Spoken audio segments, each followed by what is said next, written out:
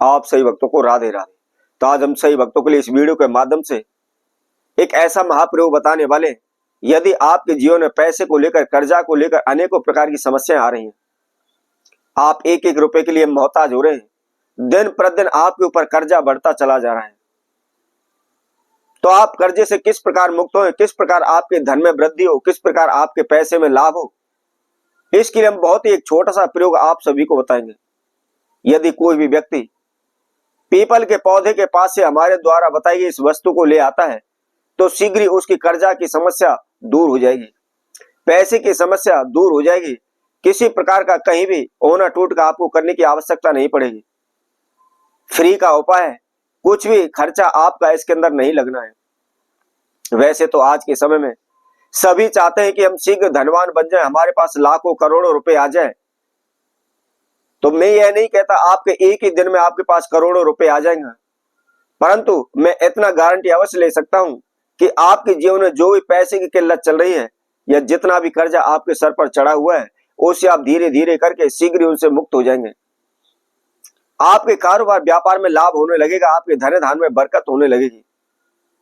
आप किसी प्रकार का कारोबार व्यापार करते हैं या छोटी मोटी दुकान आपने की हुई है, उसमें आपकी जो भी जमा पूंजी है सारी कुछ उसके अंदर आपने लगाई हुई है, परंतु कारोबार व्यापार में बार बार घाटा होने की वजह से, कारोबार व्यापार न चलने की वजह से जो भी आपकी जमा पूंजी है सारी की सारी नष्ट हो रही है, डूब रही है, जिसकी वजह से आप पाई पाई के लिए मोहताज हो रहे हैं। इधर उधर से, जान पहचान वालों से, अड़ोसी पड़ोसियों से भी आपने पैसा उठाया हुआ है, उधार लिया हुआ है या ब्याज पर लिया हुआ है, वह दिन प्रतिदिन उसका ब्याज आपके सर पर बढ़ता जा रहा है। इसके लिए आप अनेकों प्रकार के तंत्र मंत्र भी कर रहे हैं, ओने टोटके भी कर रहे हैं, भगत सियानों के दिन रात आप चक्कर काट रहे हैं, परंतु कोई भी रास्ता आपको नहीं मिल पा रहा, कहीं से भी कोई भी आपको सफलता नहीं मिल रही है। तो आपको क्या करना है, आपने पीपल के पौधे के पास से आपको छोटी सी एक वस्तु लानी है। वह कौन सी वस्तु है और किस नियम अनुसार लानी है, इसकी जानकारी के लिए इस वीडियो को आप संपूर्ण सुने, आखिर तक आप हमारे साथ जुड़े रहें। कहते हैं यदि हम कोई भी कार्य को करने जा रहे हैं, परंतु उस काम की हमको विधि नहीं आती, तो वह कार्य कभी भी पूर्ण नहीं हो सकता, सही नहीं हो सकता। इसलिए आप सर्वप्रथम वीडियो को आप अच्छी तरह से सुने, उसकी विधि को आप समझें और समझने के बाद आप उस प्रयोग को करें। और सबसे बड़ी बात, मन के अंदर श्रद्धा रखें, विश्वास रखें, तो निश्चित ही आपको एक दिन अवश्य सफलता मिलेगी, आपके जीवन में आई हुई बाधा से आपको मुक्ति मिलेगी। तो आपको क्या करना है, बृहस्पतिवार वाले दिन आपने इस प्रयोग को करना है। सुबह के समय, सूर्य उदय के समय पर आपको करना है। नहा धोकर के, फ्रेश होकर के, धुले वस्त्र धारण करें और वस्त्र धारण करने के बाद मात्र 1 लोटा आप साफ जल लें और उसको आप सूर्य देव को दें। सूर्य देव को जल देते समय सूर्य देव के बीज मंत्र का उच्चारण जाप अवश्य करना चाहिए। अब इसके बाद आपको क्या करना है, उसी तरह कोई भी एक तांबे का लोटा ले लें, पीतल का या कांसे का आप एक लोटा ले लें और उसके अंदर आप शुद्ध जल भर लें। साफ जल भरने के बाद उसके अंदर आपने थोड़ा सा गंगा जल डालना है और गंगा जल डालने के बाद आपको क्या करना है, मात्र केवल 3 चुटकी हल्दी उसके अंदर आपको डाल लेनी है। और हल्दी डालने के बाद किसी भी तीर्थ में आप चले जाएं, मंदिर में आप चले जाएं, किसी भी जलाशय के किनारे पर आप चले जाएं, इन 3 जगहों पर जहां भी पीपल का पौधा है, पीपल के पौधे के पास आपको जाना है। पीपल के अंदर मैं आप सभी को बता देता हूं, सभी देवी देवताओं का वास माना गया है। श्री हरि विष्णु का वास माना गया है, हमारे पूर्वजों का, हमारे पितरों का वास पीपल के पौधे पर माना गया है।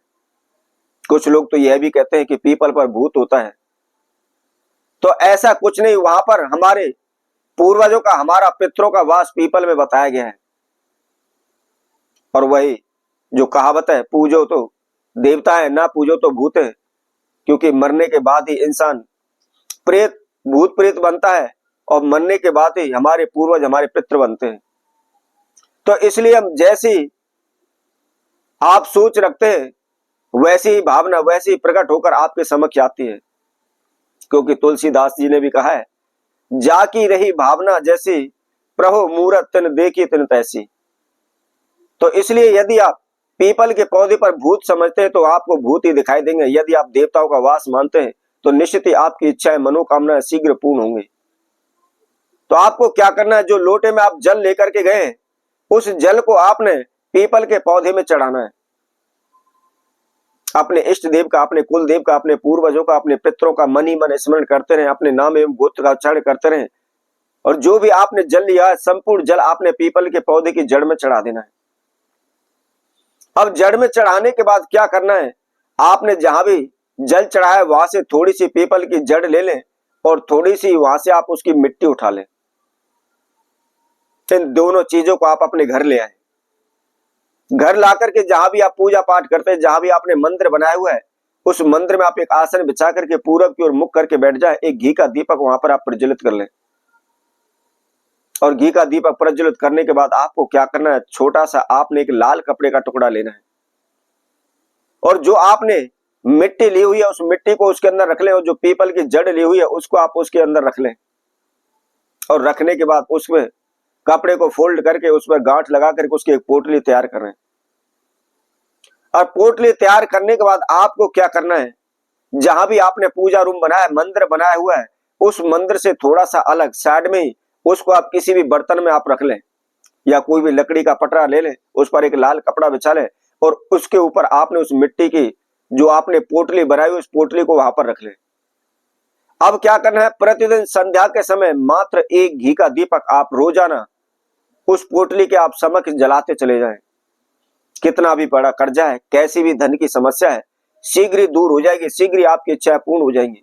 तो इसी तरह हम आपसे भक्तों के लिए और नए उपाय के साथ नई वीडियो के साथ पुनः उपस्थित होंगे। तब तक के लिए सभी भक्तों को राधे।